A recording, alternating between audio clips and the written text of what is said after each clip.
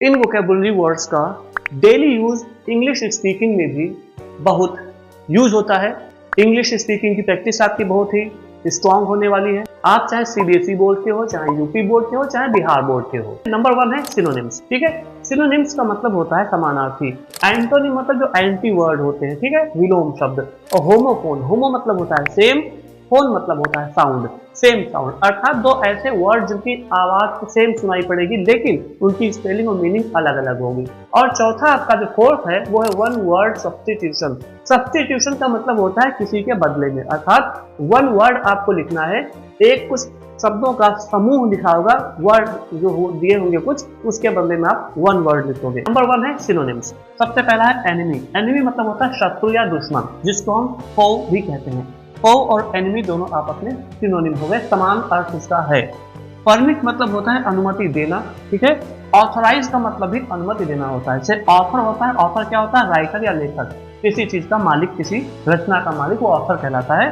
आपने पढ़ा होगा लिटरेचर में ऑथर होते हैं जो राइटर होते हैं, ठीक है। एंगर मतलब होता है क्रोध या गुस्सा, तो रेज, रेज मतलब भी एंगर, गुस्सा होता है। ओके, आप ध्यान रखिएगा हर वर्ड का एक ही वर्ड लिखिएगा। चाहे सिनोनिम पूछा जाए आपसे तो वन वर्ड लिखोगे सिनोनिम का, और एंटोनिम पूछा है तो वन वर्ड ही आपको एंटोनिम में भी लिखना है, ठीक है। बाकी अभी आपको आगे शेष बची हुई बातें बता रहे हैं। परमिट मतलब ऑथराइज, एंगर मतलब क्रोध, रेज मतलब गुस्सा, क्रोध, काम CALM, जब LM आता है एक साथ तो L नहीं पढ़ा जाता, बच्चों ध्यान रखिएगा, ठीक है। काम मतलब होता है शांत, ट्रैंकिल TRANQUIL, ट्रैंकिल का मतलब भी होता है बिल्कुल शांत। अगर आपको डिफिकल्ट लग रहा हो तो आप इसका साइलेंट भी लिख सकते हो। हम आपको फिर बताते हैं, जब हम टीचर लोग बोर्ड की कॉपी आपकी चेक करते हैं तो इतना लीनियंसी रखते हैं कि अगर आपने मिलता जुलता भी लगभग रख दिया है, थोड़ा सा भी मीनिंगफुल है वो, तो हम उसमें आपको मार्क्स दे देते हैं, काटते नहीं है। ध्यान रखिएगा, डरने की जरूरत नहीं है। हम आपके लिए ऐसे भी वीडियो लाएंगे जो बहुत ही मोटिवेशनल, इंस्पिरेशनल होंगे, कि आपको टिप्स और ट्रिक्स भी बताएंगे कि अगर आपने कम पढ़ा है तो कम समय में ज्यादा तैयारी कैसे करें और 95 मार्क्स कैसे लाएं। बस आप देखते रहिए, ऐसे ही सपोर्ट करते रहिए। फिर है करेज। करेज मतलब होता है साहस, ओके, करेज मीन्स साहस। ब्रेवरी मतलब भी होता है साहस या बहादुरी, ओके। बोल्डनेस भी कह सकते हैं। बस ये ध्यान रखिएगा कि अगर यहाँ पर नाउन है तो नाउन ही उसका सिनोनिम लिखिएगा, तो ज्यादा कोशिश करोगे जितनी बढ़िया तो आपको उतने अच्छे मार्क्स मिलने वाले हैं, ध्यान रखिएगा। अगर आपने परमिट का ऑथराइज लिख दिया तो ठीक, परमिट का ऑथराइज तो सही है, कि परमिट का आपने ऑथर लिख दिया तो गलत हो जाएगा, ठीक है, क्योंकि ये आपका नाउन है। नहीं, परमिट वर्ब है तो ऑथराइज भी आपकी वर्ब होगी। परमिशन लिखा होता तो नाउन होता, तो यहाँ पर हम लिखते ऑथराइजेशन। ऑथर तब भी नहीं होता क्योंकि ऑथर लेखक को कहते हैं, ठीक है। अब आगे देखते हैं, ये आपका लिखा है हैजर्डस, ठीक है। हैजर्डस लिखा है जिसका मतलब होता है खतरनाक, मुश्किलों से भरा हुआ, डेंजरस भी कह सकते हैं। आपको डेंजरस थोड़ा डिफिकल्ट लगता है तो आप रिस्की लिख देते हैं, रिस्की भी सही है, जोखिम भरा हुआ। फिर है डिस्ट्रॉय। डिस्ट्रॉय मतलब नष्ट करना, तहस नहस करना, बर्बाद कर देना। रूइन का मतलब भी होता है नष्ट करना, बर्बाद करना, ठीक है। क्लैरिफाई। क्लैरिफाई का मतलब होता है बच्चों स्पष्टीकरण देना, ठीक है, स्पष्टीकरण देना या किसी चीज को स्पष्ट करना। तो एक्सप्लेन का मतलब होता है समझाना, स्पष्टीकरण देना। जैसे हम कह सकते हैं आप एक्सप्लेन करो कि आप देर से आए क्यों, मुझे कोई एक्सप्लेनेशन नहीं चाहिए, मुझे कोई सफाई नहीं चाहिए, मुझे कोई क्लैरिफिकेशन नहीं चाहिए। तो दोनों आपके हो गए सिनोनिम, दोनों समान अर्थ रखने वाले वर्ड हैं, ठीक है। हैप्पी। हैप्पी मतलब प्रसन्न होता है, खुश। आप हैप्पी का जो इजी वर्ड होता है ग्लैड लिख सकते हैं, लेकिन अगर आपने जुबिलेंट लिख दिया, JUBI, ठीक है, JUBI, अगर आपने हैप्पी का जुबिलेंट लिख दिया तो ज्यादा अच्छा माना जाएगा। तो कॉपी जो हमारे जैसे लोग चेक करेंगे तो उनको लगेगा कि ये बच्चा बहुत ही बढ़िया है, बहुत अच्छी मेहनत की है। अगर आपने कहीं कोई आगे मिस्टेक कर दी तो हमारे जैसे टीचर उसको इग्नोर करके आपको अच्छे मार्क्स दे देते हैं। शर्त है आपने अच्छा प्रदर्शन किया, ठीक है, परफॉर्मेंस आपका अच्छा होना चाहिए। फिर है मॉडेस्ट। मॉडेस्ट का मतलब होता है बहुत ही शालीन, बहुत ही सीधा साधा, नजाकत से भरा हुआ, जिसका सिनोनिम होता है हम्बल। इसको हम्बल पढ़ेंगे, ठीक है बच्चों, ध्यान रखिएगा। हम जो भी आपको बताएंगे वो 10 वर्ड ही बताएंगे। उन 10 वर्ड्स को अगर आप तैयार कर लोगे, आपके देखिए 20 तो यहाँ तैयार हो गए, ठीक है। ऐसे ही एंटोनिम होंगे, होमोफोन होंगे, वन वर्ड सब्स्टिट्यूशन भी होंगे। होमोफोन जो होंगे वो 10 पेयर में होंगे, ठीक है। तो आपको 10 × 2 तो 20 वो भी आपके तैयार हो जाएंगे। आपके लिए एक छोटा सा क्वेश्चन है, ध्यान रखिएगा। आप लोग हमें बताओगे कमेंट करके कि वैक्यूम की सही स्पेलिंग क्या होती है। बहुत से लोगों से हमने क्वेश्चन पूछा था पोस्ट करके, बहुत से लोग व्हाट्सएप भी पूछते हैं हमसे कि सर ये क्या होगा, कैसे होगा। आपको नीचे जो लाइन चलती हुई दिख रही है तो उसमें हमारा व्हाट्सएप नंबर है, आप प्लीज व्हाट्सएप पर कोई भी क्वेश्चन पूछोगे अपने बोर्ड एग्जाम से रिलेटेड इंग्लिश का हो तो हम आपकी जरूर हेल्प करेंगे। हम इसके लिए फ्री ऑफ कॉस्ट ये काम करेंगे, कोई आपसे चार्ज नहीं लिया जाएगा। एंटोनिम्स बता चुके हैं, विलोम शब्द अपोजिट वर्ड। देखिए पहला है रिफ्यूज, ये भी आपके 10 ही है, 10 + 10 20 हो जाएंगे। वोकैबुलरी आपकी इंप्रूव होगी, डेली यूज इंग्लिश स्पीकिंग में भी आप इसका यूज करोगे, स्पोकन वर्ड फील को कहते हैं। तो ये आपके बेसिक वर्ड है जो आपको आने ही चाहिए, ठीक है। डेली यूज इंग्लिश में इनका यूज होता है, लेकिन बोर्ड एग्जाम्स के बच्चों के लिए ये चीजें डिफिकल्ट पड़ती है, क्योंकि अगर आप इंग्लिश का यूज नहीं करते हो तो आपको ये चीज याद करनी पड़ेगी, ठीक है। अगर आप इनका यूज करना स्टार्ट कर दो तो ये सब इजी वर्ड्स हैं, बहुत ही इजी वर्ड्स हैं। देखिए रिफ्यूज का मतलब होता है मना करना, इनकार कर देना, ठीक। इसका उल्टा क्या होगा, स्वीकार कर लेना, मान लेना, एक्सेप्ट कर लेना। इसको एक्सेप्ट पढ़ेंगे, ठीक है, स्वीकार कर लिया, ठीक। एडमिट भी कह सकते हैं, ADMIT। आपको लिखना 1 वर्ड होगा, बोलकर हम आपको बहुत से समझा देंगे, लिखना केवल एक ही होगा, इसमें एक एक लिखा हुआ, ठीक है। दूसरा है अबंडेंट। अबंडेंट का मतलब होता है प्रचुर मात्रा में, काफी मात्रा में। तो इसका जो एंटोनिम होगा वो होगा स्कार्स। स्कार्स का मतलब कमी, अल्पता, बहुत थोड़ा सा। टिमिड मतलब होता है डरपोक, कायर। और ब्रेव का मतलब होता है बहादुर, जिसके अंदर साहस हो। फिर है स्ट्रॉन्ग, आपको स्ट्रॉन्ग इजी लग रहा होगा, तो इसका एंटोनिम क्या होगा, वीक। WEAK, अगर आप वीक लिख दोगे सही है, फुल मार्क्स मिलेंगे। लेकिन अगर आप अच्छे वर्ड्स का यूज करोगे मेरे प्यारे बच्चों तो आपको फुल मार्क्स तो मिलेंगे ही, प्लस हमारे जैसे टीचर के दिमाग में ये बात बैठ जाती है कि ये स्टूडेंट जिसने ऐसा प्रदर्शन किया है, परफॉर्मेंस दिया है कॉपी पर, बहुत अच्छा है पढ़ने में, तो आगे कोई मिस्टेक करोगे उसको हमारे जैसे टीचर इग्नोर कर देते हैं और अच्छे मार्क्स दे देते हैं। स्ट्रॉन्ग मतलब होता है मजबूत। फ्रेगाइल, फ्रेगाइल का मतलब होता है जो आसानी से टूट जाए, आसानी से बिखर जाए, उसको फ्रेगाइल बोलते हैं। फिर है फ्रेंड। फ्रेंड का मतलब होता है मित्र, उसका जो एंटोनिम होता है वो होता है एनिमी, मतलब शत्रु। अभी आपको सिनोनिम में क्या बताया था, एनिमी का सिनोनिम होता है फो, FOE। अगर आपने फ्रेंड का एंटोनिम FOE, फो लिख दिया तो भी सही है, क्योंकि एनिमी और फो वो होते हैं आपस में जो होते हैं वो शत्रु होते हैं, दुश्मन होते हैं, सिनोनिम है वो, ठीक है। लेकिन ये आपस में शत्रु है, एनिमी है, तो दूसरा फ्रेंड हो गया। तो फ्रेंड और एनिमी जो होते हैं अगर आमने सामने हैं तो आपस में दोनों क्या होंगे, दुश्मन होंगे, ठीक है, एक दूसरे के दुश्मन हो जाएंगे। तो वो एक अलग की चीज है। वोकैबुलरी की बात करते हैं तो आगे बढ़ते हैं। डिस्पेयर, ये लिखा है डिस्पेयर। डिस्पेयर मतलब होता है निराशा, ओके। होप का मतलब होता है आशा या उम्मीद, तो डिस्पेयर होप। करप्ट का मतलब होता है भ्रष्ट। बहुत से ऑफिसर करप्ट होते हैं, पैसा लेकर के ही आपका काम करेंगे। तो कुछ ऑनेस्ट भी होते हैं, ईमानदार होते हैं। एंटोनिम हो गया, अपोजिट वर्ड हो गया, एंटोनिम लिखा ही है। अगला वर्ड है ऑप्टिमिस्ट। ध्यान दीजिए बच्चों, ये जो वर्ड हमारे साथ 2 लिखे हुए हैं, ओके। ये 2 वर्ड 1 वर्ड सब्स्टिट्यूशन में भी पूछे जाते हैं वोकैबुलरी के रूप में। ऑप्टिमिस्ट का मतलब होता है ओ से होता है आशावादी, ऐसे रखना, ओ। तो ऑप्टिमिस्ट व्यक्ति वो होता है जो आशावादी होता है, जो ये सोच लेता है कि हमारे पास 10 रुपए है, कोई बात नहीं, एक दिन में 100 रुपए जरूर बनाऊंगा, वो होता है आशावादी। अंधेरे में तो है लेकिन आसमान में वो रोशनी की ओर देख रहा है, सितारों की रोशनी। वो इसलिए नहीं रोता है कि सूरज नहीं देख पाए, वो इसलिए खुश है कि सितारों को देख रहा है, वो है ऑप्टिमिस्ट। पेसिमिस्ट उसका ठीक उल्टा होता है निराशावादी, जो हमेशा ये सोचे हाँ मेरे आसपास अंधेरा है, उजाला है ही नहीं, ईश्वर ने, ऊपर वाले ने, खुदा ने सब हमसे उजाला ही छीन लिया। तो उजाला ऊपर है, उसको तो तुम देख सकते हो, तारों का उजाला तो ले सकते हो, सूरज का उजाला नहीं है। तो ऐसे लोग जो निराशावादी होते हैं वो पेसिमिस्ट होते हैं, जो आशावादी होते हैं ऑप्टिमिस्ट होते हैं, ठीक। 1 वर्ड में कैसे पूछा जाएगा, who looks at the bright side, जो रोशनी वाली चीज को देखता है वो ऑप्टिमिस्ट, आशा कर रहा है, ठीक है। और जो डार्क साइड को देखता है, हमेशा निराशावादी वाली बात है, तो पेसिमिस्ट हो जाएगा। अगला है अपीयर। अपीयर का मतलब होता है उपस्थित होना, हाजिर हो जाना, प्रकट हो जाना। जैसे कि यक्ष प्रकट हो गए थे किसके सामने, युधिष्ठिर के सामने, ठीक है। तो अपीयर हुए थे, जैसे आप एग्जाम में अपीयर हो गए बोर्ड एग्जाम में। कुछ लोग होंगे वैनिश हो जाएंगे जिनकी तैयारी अच्छी नहीं है, पापा मेरा तबियत खराब, पापा मेरा सर दर्द कर रहा है, पापा मेरा जो है बहुत उलझन लग रही है, मैं आज एग्जाम दे नहीं पाऊंगा, बहाने मारते हैं, तो वो लोग एग्जाम में वैनिश हो जाते हैं। तो उनके मार्क्स भी मार्कशीट से वैनिश हो ही जाने हैं। फिर लास्ट है सक्सेस। सक्सेस का मतलब होता है सफलता और फेल्योर का मतलब होता है असफलता। तो सक्सेस और फेल्योर आपस में हो गए एंटोनिम। 1 वर्ड सब्स्टिट्यूशन, वाक्यांश के लिए एक शब्द। आपसे एग्जाम में प्यारे बच्चों ऐसे कुछ सेंटेंसेस लिखे जाएंगे, हमने थोड़ा सा इस तरीके से समझाया है कि 1 वर्ड पहले लिख दिया है और उससे रिलेटेड जो वर्ड्स हैं हमने उनको बाद में लिखा है। आपको एग्जाम में इस तरह से लिखा मिलेगा, जैसे हु स्पीक्स मैनी लैंग्वेजेस, तो बदल कर ये भी लिखा जा सकता है 1 who can speak many languages, ऐसा व्यक्ति जो कई भाषाएं बोल सकता हो। इसका मतलब है जो बोलता है कई भाषाएं, जैसे हु लव्स मैनकाइंड, जो मनुष्य जाति से प्यार करता हो, प्रेम करता हो। यहाँ क्या लिखा, who is a lover of books, जो व्यक्ति प्रेमी हो किताबों का। तो इसको भी लिख सकते हैं who is a lover of Mankind, इसको भी लिख सकते हैं हु लव्स बुक्स। इस तरीके से तो बात एक ही है। आपको जो ये वर्ड्स लिख कर दिए जाएंगे प्यारे बच्चों, उसका मीनिंग समझना है, उसके बाद इन वर्ड्स को तैयार करना है। बहुत ही आसान है।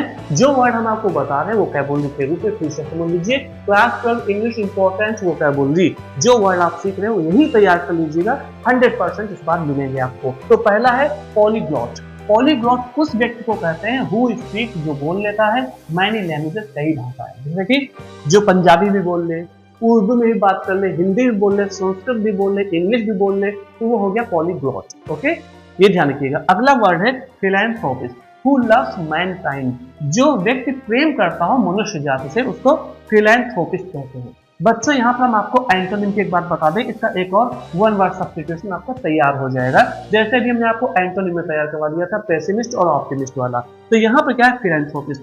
फिलैंथ्रोपिस्ट का जो एंटोनिम होता है वो होता है बच्चों मिसएंथ्रोपिस्ट। ठीक है, जैसे ये फिलैंथ्रोपिस्ट हो गया। अगर इसका आ जाए हु हेट्स, जो नफरत करता है, घृणा करता है मैनकाइंड, मनुष्य जात से, उसको फिलैंथ्रोपिस्ट में करके उसको हम कहेंगे मिसैंथ्रोपिस्ट। ठीक, मिसैंथ्रोपिस्ट आगे हम और ऐड कर देंगे।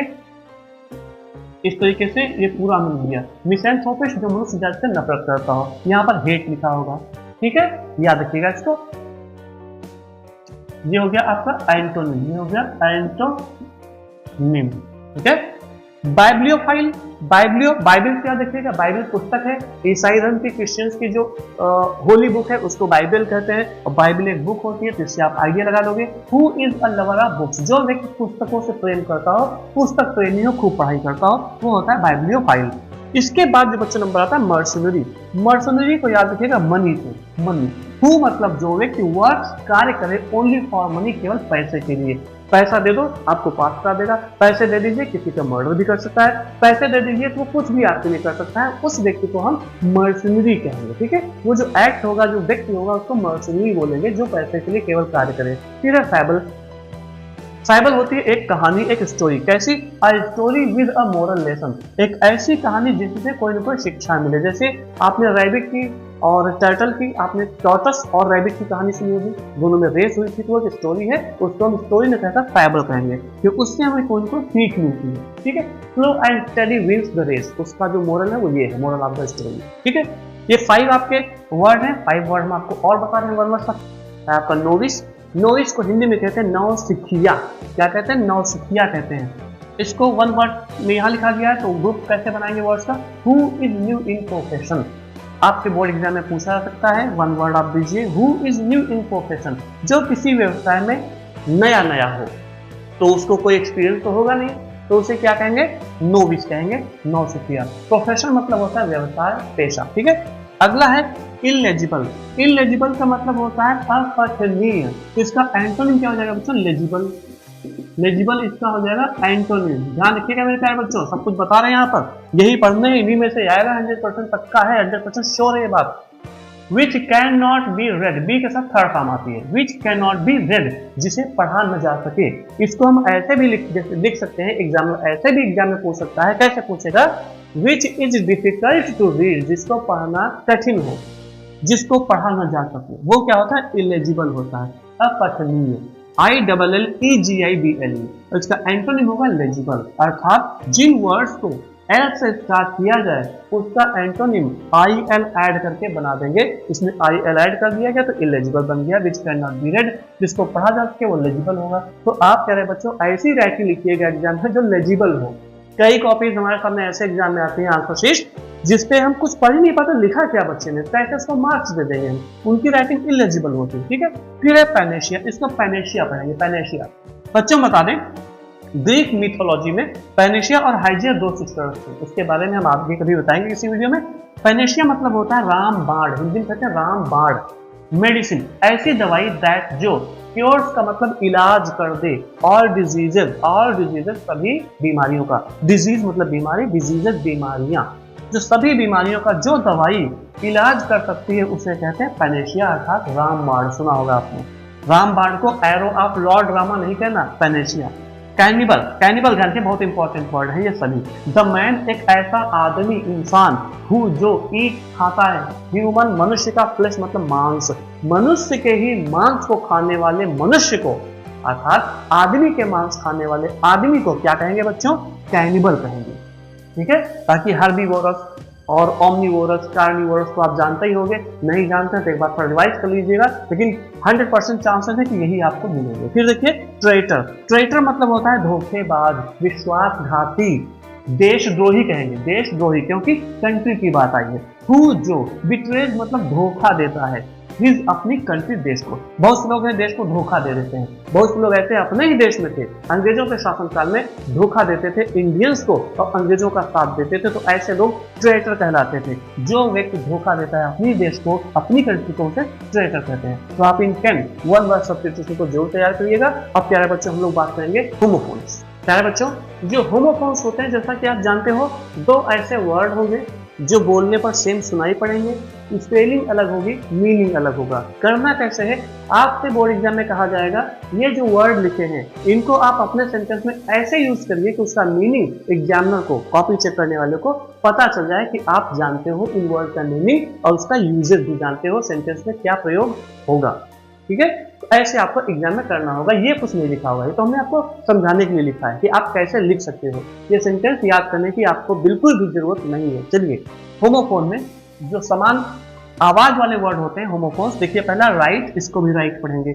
स्टेशनरी, ये भी स्टेशनरी है। लूज, ये भी लूज लिखा हुआ है। आप देखिए स्पेलिंग अलग है और बोलेंगे तो वही है, मीनिंग अलग हो रहा है, तो दोनों में सेंटेंस से आप समझ जाओगे। तो इस प्रकार से आप सेंटेंस बना करके भी लिखाओगे मेरे बच्चों, तो आपको फुल मार्क्स मिलेंगे। भले सेंटेंसेस का आप टेंस गलत कर दोगे, मार्क्स नहीं कटेंगे। सेंटेंसेस में कुछ ग्रामेटिकल मिस्टेक हो जाएगी, तब भी मार्क्स नहीं कटेंगे। बस उसका सेंस हम लोग निकाल लें बोर्ड कॉपी चेक करते समय, इतना ध्यान रखिएगा। जैसे राइट मतलब होता है सीधा, ठीक है, राइट मतलब अधिकार भी होता है। यहाँ पर राइट मतलब अधिकार नहीं लिखा गया है, क्योंकि don't walk to the right on road, मतलब सड़क पर, वॉक मतलब चलिए, डोंट मतलब मत, सड़क पर मत चलिए, टू द राइट मतलब सीधे हाथ की तरफ। ठीक है, इसका एंटोनिम होगा left, we should walk to the left on road, वो अलग चीज हो जाएगी। फिर राइट में लिखना होता आई राइट 10 पेजेस डेली, मैं रोज 10 पेज लिखता हूँ। सेंटेंस बिल्कुल है, तो राइट यहाँ पर आ गया। अगर मेरे प्यारे बच्चों आपने ऐसे लिखा होता IROTE, मैंने लिखे थे 10 pages daily, I wrote 10 pages daily, तब भी आपका ऐसा सेंटेंस 100% बच्चों बिल्कुल ओके है, सही है, क्योंकि ये एक वर्ब है। और वर्ब को आप चाहे फर्स्ट फॉर्म में यूज करिए जैसे की तैसे, चाहे आप सेकंड फॉर्म दीजिए, चाहे आप ING लगा करके कंटिन्यूस बना दीजिए, प्रेजेंट का, पास्ट का या फ्यूचर का। ठीक है, डरने की बात नहीं है। फिर स्टेशन की, देखिए दोनों की स्पेलिंग सेम है, अंतर कहाँ पे, सिर्फ इस ए का और इस ई का। ध्यान रखिएगा, जब ए आता है, ए मतलब होता है वो एक एडजेक्टिव है। ये क्या है, ये आपका एक नाउन है। ठीक है, ये एडजेक्टिव है, ये नाउन। एडजेक्टिव कैसे लिखेंगे, ADJECTIVE, तो ए मतलब होता है एप्पल, तो ए जिसमें आएगा वो एडजेक्टिव होगा, और एडजेक्टिव होगा तो उसका मतलब होता है स्थिर। ठीक, स्थिर। तो सन मतलब कुछ प्लैनेट्स, ग्रह आर होते हैं स्टेशनरी, स्थिर, कुछ ग्रह स्थिर होते हैं। ओके, फिर stationery, I bought some stationery for office, मैंने ऑफिस के लिए कुछ स्टेशनरी खरीदी, बहुत आसान है। फिर लूज मतलब होता है खोना, डोंट लूज योर टेम्पर, अपना आपा मत खोइए, अपने दिमाग का नियंत्रण मत खोइए, तो डोंट लूज योर टेम्पर हो जाएगा। अब ये वर्ब है, तो इसको आप लॉस्ट सेकंड फॉर्म में यूज करो, चाहे लूजिंग कंटिन्यूस में यूज कर लो, चाहे लॉस्ट थर्ड फॉर्म के रूप में यूज कर लो, कोई दिक्कत नहीं। अगर आपने इस LOST में एक O और डाल दिया ऐसे, तो वो ढीला हो जाएगा। आपको पता है कि आप एक पैर डाल सकते हो जूते में, अब किसी का छोटा पैर है, दोनों पैर उसमें घुसेड़ोगे तो जूता ढीला हो जाएगा। आप समझ रहे होंगे हम क्या कर रहे हैं, जूता ढीला हो जाएगा। तो डबल O कर देने पर चीज ढीली हो जाती है। तो माई शूज आर लूज, मेरे जूते ढीले हैं। देखिए दो दिखाई पड़ रहे हैं, दो आ जाएंगे एक चादर में, तो चादर खींचेगी, चादर खींचेगी तो निश्चित रूप से लूज पड़ेगी। कोई मोटा आदमी अगर आपकी शर्ट को पहन ले जो आपसे ज्यादा मोटा हो, ज्यादा हैवी हो और जबरदस्ती पहन रहा है, तो वो शर्ट क्या हो जाएगी, लूज हो जाएगी। ठीक है, ये होमोफोन है। प्रिंसिपल PLE, दूसरा है प्रिंसिपल PAL, ध्यान रखिएगा, PLE PAL। प्रिंसिपल आप अक्सर लिखते होगे, बोलते होगे, सुने होगे, जो लोग पढ़ते थोड़ी मेहनत करते हैं वो दोनों जानते होंगे। प्रिंसिपल मतलब होता है सिद्धांत, इस बात को ध्यान रखिएगा। प्रिंसिपल मतलब सिद्धांत। Gandhi was man of principles, Gandhi ji सिद्धांतवादी थे, गांधी जी सिद्धांत वाले आदमी थे, ये मतलब हुआ। प्रिंसिपल जब होता है इसका मतलब होता है प्रधानाचार्य या प्रमुख। A principal should be well qualified, एक प्रधानाचार्य को खूब पढ़ा लिखा होना चाहिए, अच्छी तरह क्वालिफिकेशन उसके पास होनी चाहिए। फिर है कॉम्प्लीमेंट, कॉम्प्लीमेंट COMPLI, COMPLE, यहाँ पर PLE, यहाँ पर AL का ध्यान रखिएगा, इसमें I का ध्यान रखिएगा, यहाँ पर E होता है। जब I होता है तो I का मतलब मैं मतलब खुशी, प्रशंसा चाहता हूँ। जब I होता है तो बात होती है प्रशंसा की। तो इस कॉम्प्लीमेंट का मतलब बच्चा होता है प्रशंसा। I gave her a compliment on cooking, मैंने उसकी प्रशंसा की थी, मैंने उसे प्रशंसा दी थी on cooking, उसके खाना बनाने की कला पर। कुकिंग होता है खाना बनाने की कला, जैसे डांसिंग, सिंगिंग, वैसे कुकिंग भी एक कला होती है, आर्ट होती है, art of cooking dishes. Compliment माने होता है पूरक। जब ई हो तो इसका मतलब पूरक। पूरक मतलब किसे क्या होता है? पूरक मतलब ये होता है जैसे आपने कुछ कपड़े पहन रखे हैं, अगर आपने बढ़िया चश्मा लगा लिया तो वो एक कॉम्प्लीमेंट का काम करता है, उस पर शूट करता है। ठीक है, शूट मतलब गोली मारना, शूट करता है, SUIT।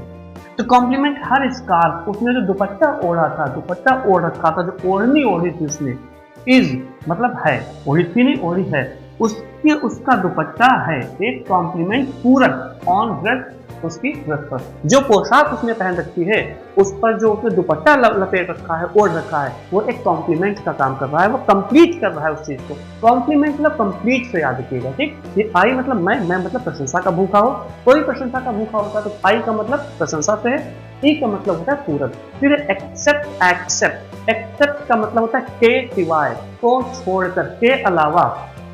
देखिए आई ईट मैं खाता हूँ, एवरीथिंग सब कुछ, सब कुछ मतलब ईंट पत्थर थोड़ी खा लेंगे, बेवकूफ़ी की बातें कुछ लोग करते हैं, सब कुछ खा लेते हैं, हाँ मैं सब कुछ खाता।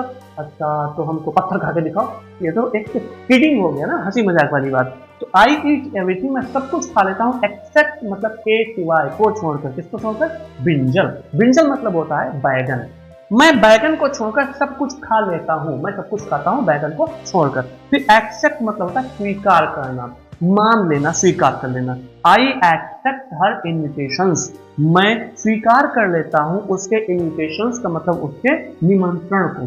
जब भी वो मुझे बुलाती है बर्थडे पर, किसी फंक्शन में, हम उसके इन्विटेशन को क्या करते हैं? एक्सेप्ट कर लेते हैं, स्वीकार कर लेते हैं। ठीक है, अब कुछ हमें एक दो और याद आ रहे हैं, और ये वीडियो अगर आपको पसंद आ रहा हो प्लीज लाइक कमेंट शेयर करिएगा इस वीडियो को। आप ये भी पूछेंगे कि आपको क्या और चाहिए, कमेंट करके पूछिए, व्हाट्सएप करिए हमको, चाहे इसी वीडियो पे कमेंट कर सकते हैं। और अगर आपने चैनल सब्सक्राइब नहीं किया नए तो प्लीज सब्सक्राइब भी कर लीजिए। चलिए हम कुछ और एक दो वर्ड आपको बताते हूँ। ये दो होमोफोन आप और तैयार कर लीजिएगा। दो होमोफोन तो चार लिखे हुए नहीं, होमोफोन दो ही कह जाएंगे। होमो मतलब सेम, सेम साउंड है तो एक होमोफोन ही हो गया, सेम साउंड है एक होमोफोन ये हो गया।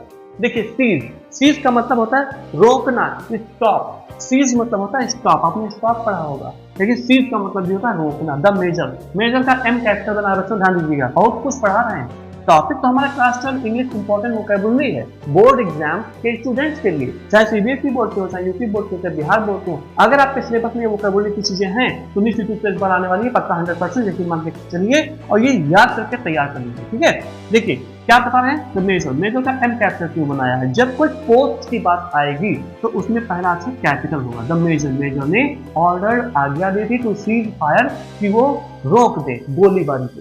फायर मीन्स आग होता है, लेकिन क्या होता है आर्मी में लोग चलाते हैं फायर, तो लोग गोलियां चलाने लगते हैं, वो फायर होता है गोलीबारी। ठीक है, ये आग नहीं है, यहाँ पर शूटिंग से। ठीक है, SHOOT, शूट।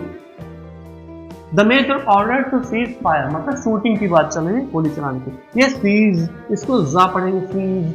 सीज का मतलब होता है जब्त कर लेना, सीज मतलब जब्त कर लेना। द पुलिस सीज, पुलिस ने जब्त कर लिया हिज बाइक, उसकी बाइक, मतलब अपनी कस्टडी में ले ली। ठीक, पुलिस स्टेशन में रख लिया, कहा जाओ पहले कागज लाओ फिर ये बाइक हम आपको देंगे, तो सीज कर लेता है। इसको भी बच्चों, इसको हेयर नहीं पढ़ेंगे, इसको भी हम एयर पढ़ेंगे और इसको भी एयर ही पढ़ा जाएगा। इसमें एच को जो है साइलेंट रखा था, पढ़ते इसको नहीं है। तो I am heir of my parents property, parents plural है तो एपॉस्ट्रोफी बाद में लगेगी, एस जब भी लिखते हैं बाद में लगाते हैं। ठीक है, प्रॉपर्टी मतलब जो उनके पास धन संपत्ति है, चल अचल चाहे जैसी हो। तो air, I am air, air मतलब होता है उत्तराधिकारी, एयर मीन्स उत्तराधिकारी, उत्तर मतलब बाद में, पेरेंट की मृत्यु के बाद जब बच्चों को वो चीज मिलती है तो बच्चे उसके उत्तराधिकारी होते हैं। तो आई मतलब मैं, आई एम हूँ एयर, उत्तराधिकारी ऑफ माई पेरेंट्स प्रॉपर्टी, अपने पेरेंट्स की, अपने माँ बाप की प्रॉपर्टी मतलब संपत्ति का, मैं उत्तराधिकारी हूँ अपने माँ बाप की संपत्ति का। ठीक है, एयर हवा आप जानते हो, तो आई लाइक गुड एयर ये भी बनाकर लिख सकते हो, air is very nice in my home ये भी लिख सकते हो, कुछ भी लिखिए, इसका मतलब तो हवा होता बहुत ईजी है। Air is a combination of gases, जो हवा होती है कॉम्बिनेशन का मतलब मिश्रण होता है, गैसेस का मतलब एयर में जो कॉम्बिनेशन होता है उसमें जो गैस होती है नाइट्रोजन वो लगभग 28% होती है, 21% जो होती है वो ऑक्सीजन होती है जो हमारे आसपास उपलब्ध है, मौजूद है एयर में। बाकी अदर गैसेस होती है, कार्बन मोनोऑक्साइड होता है, इस तरीके से अदर गैसेस भी होती है। अगर आपको कोई डाउट्स हो इंग्लिश ग्रामर को लेकर, वोकैबुलरी को लेकर, या कोई भी इंग्लिश से आपको कुछ जानकारी लेनी है इंग्लिश से रिलेटेड, आप व्हाट्सएप कर सकते हैं।